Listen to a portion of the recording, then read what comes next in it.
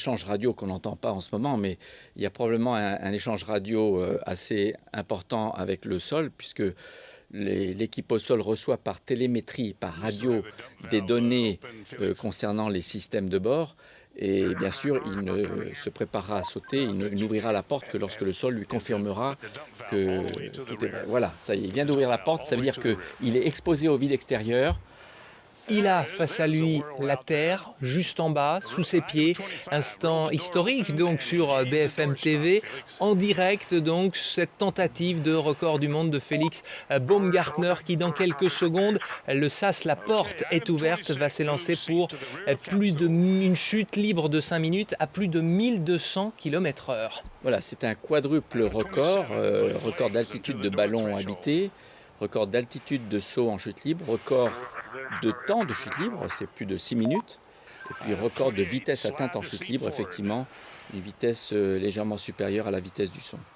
Alors le voici, on est en train de vivre donc cet instant, l'Autrichien de 45 ans, parachutiste, qui va se lancer dans le vide pour 5 minutes, on le disait à l'instant, de chute libre avant l'ouverture de son parachute.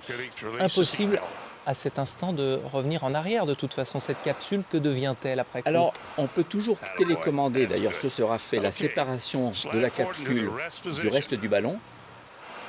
Une fois la séparation faite, la capsule descend sous parachute et atterrit en douceur. Le ballon de son côté est déchiré par télécommande et tombe comme une grosse masse de plastique au sol. Il peut revenir dans la capsule encore, mais je pense qu'il a envie de sortir.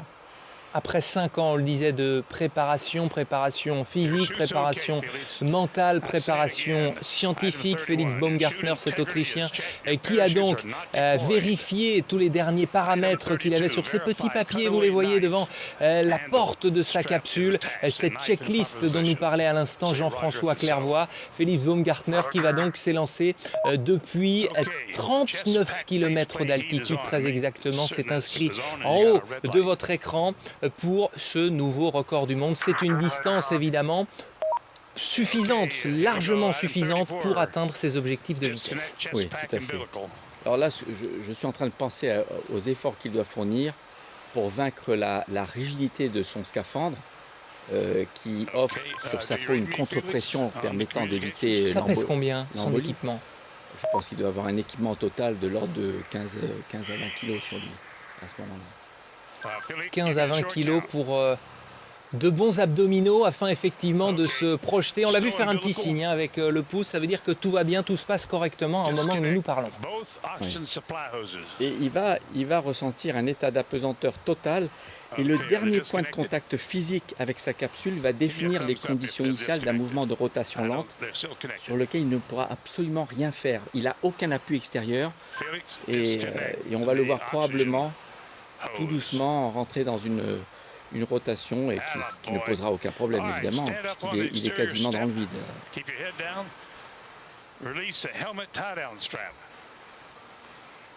Il a le plein d'oxygène, on le voit en bas.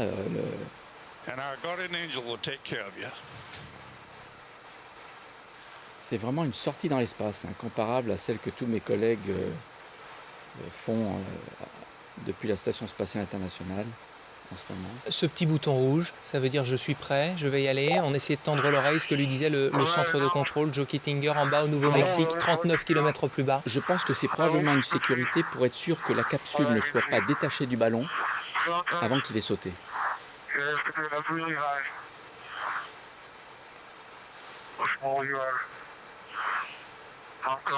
Il va réaliser un peu un fantasme que j'ai toujours eu d'astronaute, de rentrer à pied de l'espace. C'est parti, Jean-François Clairvoy. La vitesse avec laquelle... Il accélère à environ 10 mètres par seconde au carré. Ça veut dire que toutes les secondes, sa vitesse augmente de 10 mètres par seconde.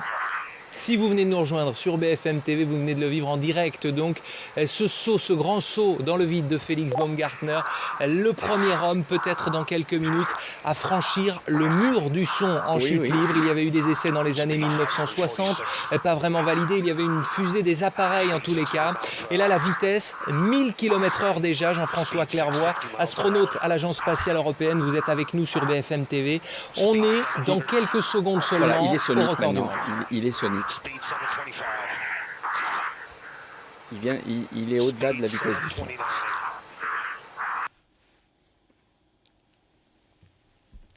Alors, il commence à tourner, on le voit, mais c'est pas...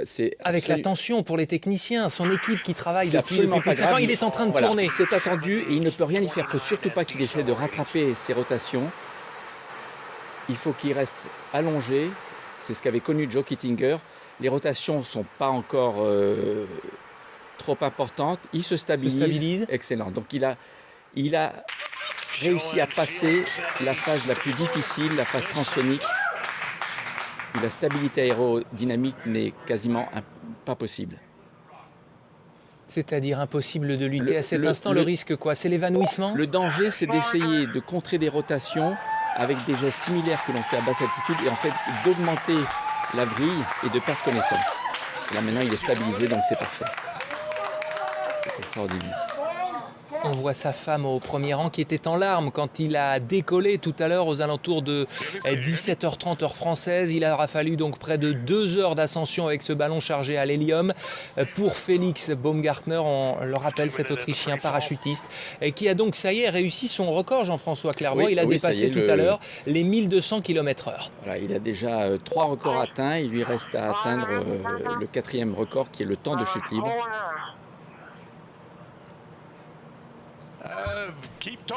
Il a l'air bien stabilisé et ce sera à lui d'ouvrir son parachute principal pour que le record soit homologué. On voit qu'il lui reste une bonne réserve d'oxygène. Il respirait assez rapidement tout à l'heure. Toujours pas. Est-ce que c'est lui qu'on entend? On entend Joe Kittinger qui dirige un petit peu la station de contrôle. Est-ce que c'est lui qu'on entend? Il ne peut pas se parler à ce moment-là. Un conseiller. Ah si, bien sûr. Cet homme à gauche, on le rappelle, si vous nous rejoignez sur BFM TV, qui avait tenté le même saut en 1960, l'épouse de Félix Baumgartner, qui est donc en pleine chute libre à peut-être 10 000 km désormais de la Terre. Il vient de s'élancer il y a 3 minutes 3 secondes très précisément, depuis 39 km d'altitude. Il vient d'entrer dans l'histoire puisqu'il est devenu le premier homme à franchir le mur du son en chute libre. Quels vont être ces prochaines minutes, quel va être son programme alors qu'il doit désormais ouvrir son parachute dans 2 minutes? Ça se fait automatiquement ou c'est lui qui doit exercer? C'est lui qui va l'ouvrir. Il va se stabiliser à une vitesse d'équilibre de l'ordre de 200 km/h. Et à 1000 ou 2000 mètres, je ne sais pas ce qu'il avait prévu, il ouvrira son parachute. Mais il est encore très haut, donc il lui reste au moins 3 minutes de chute. Je pense à mon ami français Michel Fournier.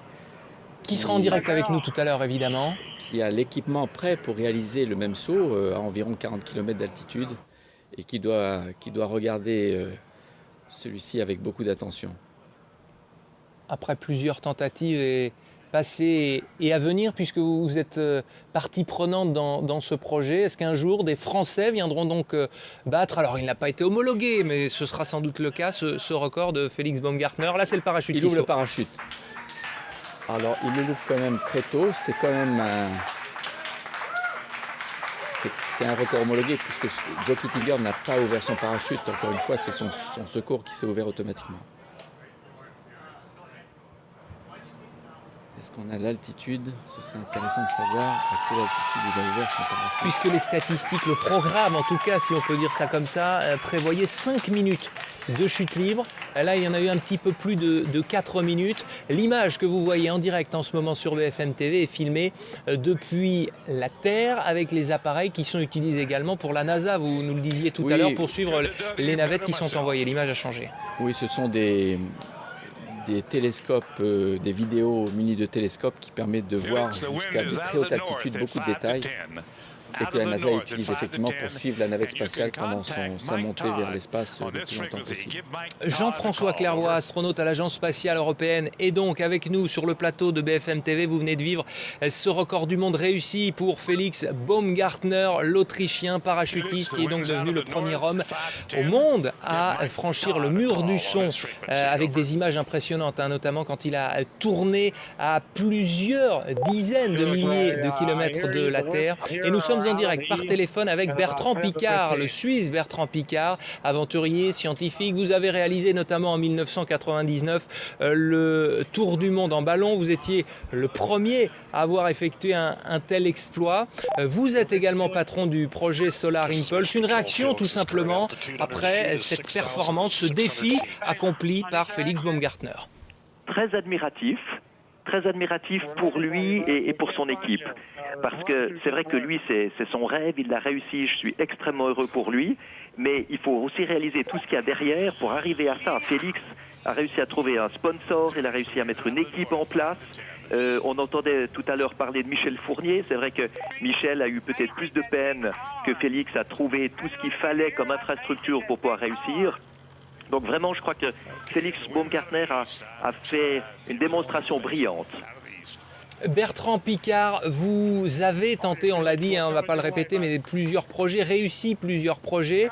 On rappelle que cet homme que l'on voit en direct, que l'on voyait en tout cas avec le parachute, Félix Baumgartner, se préparait depuis 5 ans pour un tel projet. C'est énorme en termes d'implication, de préparation mentale et physique.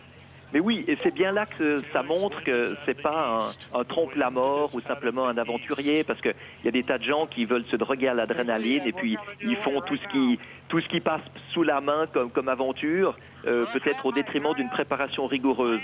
Félix s'est préparé rigoureusement et je crois que c'est une grande preuve de sérieux. Bertrand Piccard, président, patron de Solar Impulse, merci d'avoir réagi avec nous en direct sur BFM TV à ce nouveau record du monde, appelez-le comme ça, cette tentative réussie donc par Félix Baumgartner, qui est devenu le premier homme, si vous nous rejoignez sur BFM TV, à être passé, avoir dépassé le mur du son en chute libre. Il a ouvert son parachute il y a quelques secondes, quelques minutes après 4 minutes et 10 secondes de chute libre, Jean-François Clairvoy. Là, il profite, il savoure à cet instant. Pour lui, c'est quelque chose de tout à fait normal qu'il fait tous les jours après le petit déjeuner, cette phase-là en tout cas. Oui, il a réalisé plusieurs sauts avec sa combinaison, tout équipé, donc c'est quand même pas une combinaison très confortable. Mais effectivement, il doit savourer son plaisir et la joie d'avoir réussi le défi qu'il s'était donné. Félix Baumgartner, un extraterrestre qui devrait atterrir dans le désert de Roswell. Elle est très bonne.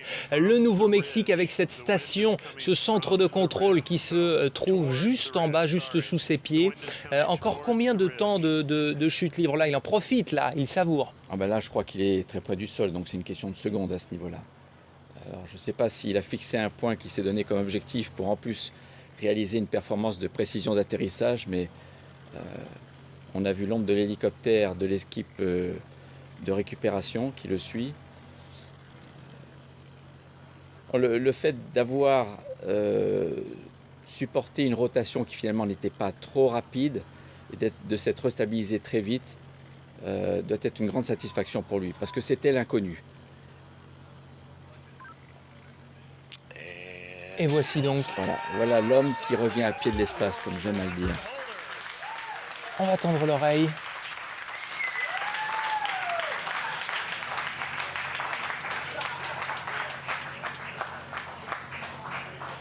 Et vous laissez profiter donc de ces images de joie, cette joie des techniciens de Joe Kittinger, l'un des pionniers qui en 1960 avait lui aussi sauté depuis la stratosphère, tenté en tout cas, avec ce parachutiste donc d'exception, nouveau recordman du monde, Félix Baumgartner, qui vient d'atterrir avec les membres de son équipe.